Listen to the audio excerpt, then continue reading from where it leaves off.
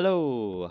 Back once again with the Age of Empires, the Forgotten Empires beta preview, and today we're going to be looking at another civilization, and today we're going to be looking at the Incas. The Incas are a really cool civilization.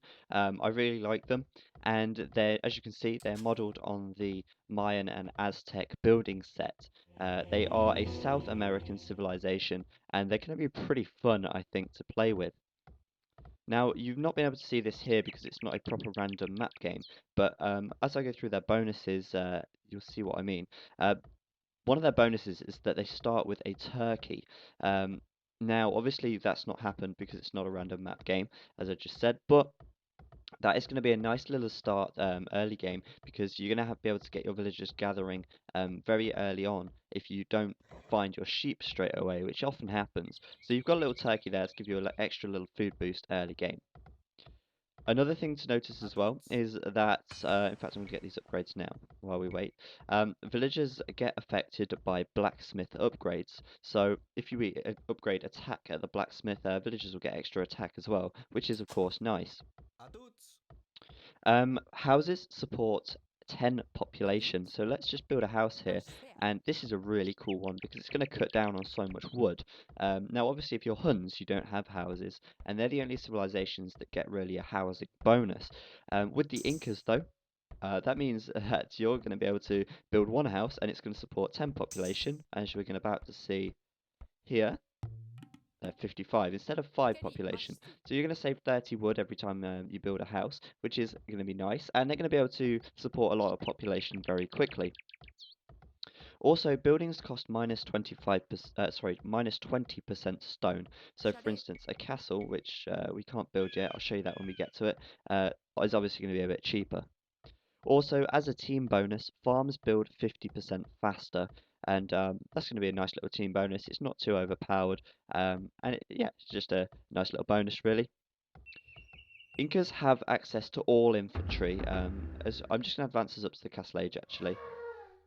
They have access to all infantry. As you can see, Eagle Warrior there.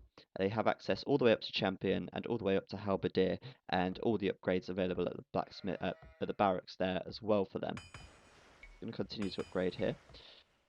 And yeah, they have no cavalry like in the sorry, for the Mayan and Aztecs, they have no cavalry as well, and Incas also don't have any cavalry, so they're basically fairly similar to the Mayans and the Aztecs. They do get good archers as well, so obviously they're fairly similar in that regard. I'm going to talk about this little upgrade later. It's called the Heavy Eagle Warrior, and I will talk about that in a bit. They also don't get cavalry archers as they have no cavalry, and they don't get hand cannoneers. However, they do get the chemistry upgrade in the Imperial Age, which does give an extra 1 attack to all archer units, which is quite nice. They do get siege rams, but they don't get siege onagers, so and they don't get bombard cannons either. So siege rams, again, quite similar to Aztecs and Mayans there. No siege onagers though, not too overpowering. Right, so let's have a look at their elite unit, the Kamayuk. Kamayuk. And as you can see, that looks so badass. It's got a massive spear, similar to a Swiss pikeman, I think. And it's obviously effective against cavalry against cavalry. It's an anti-cavalry unit, and it's absolutely awesome.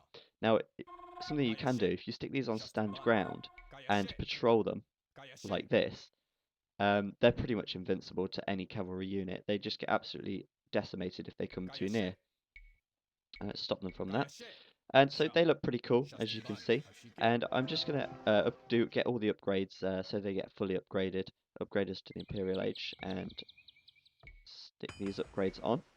Okay, and also upgrade them to Imperial Elite even. This upgrade actually goes quite quickly, which is nice. These cost 60 food and 30 gold, and they are pretty damn good, if you ask me. I quite like them, especially against cavalry, which we're about to see with this horde of paladins over here. Okay, so as for unique technologies from the castle, in the castle age, they have access to a unique technology called Andean Sling. and this upgrades your skirmishers by removing the minimum range. Now, you probably know if you do have skirmishers, they have to be a certain distance away from your enemy to actually throw their spear.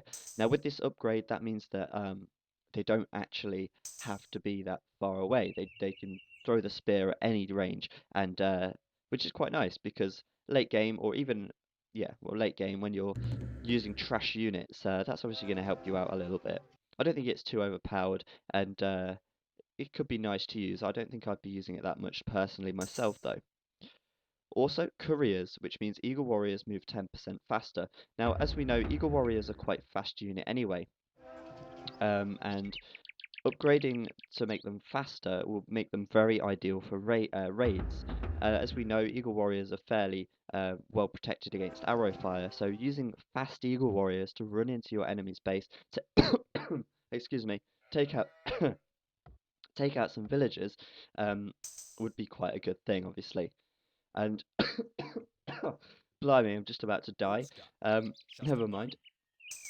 And yeah, so that's about that. So now anyway, as we can see, I have upgraded these to elite Kameyuks and given them all the infantry upgrades and attack upgrades and things.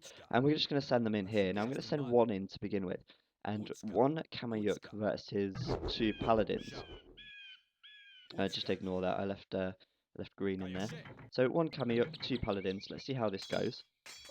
Its attack animation's quite nice, and as you can see, not too effective. It managed to get that paladin almost to half health, but overall it got killed.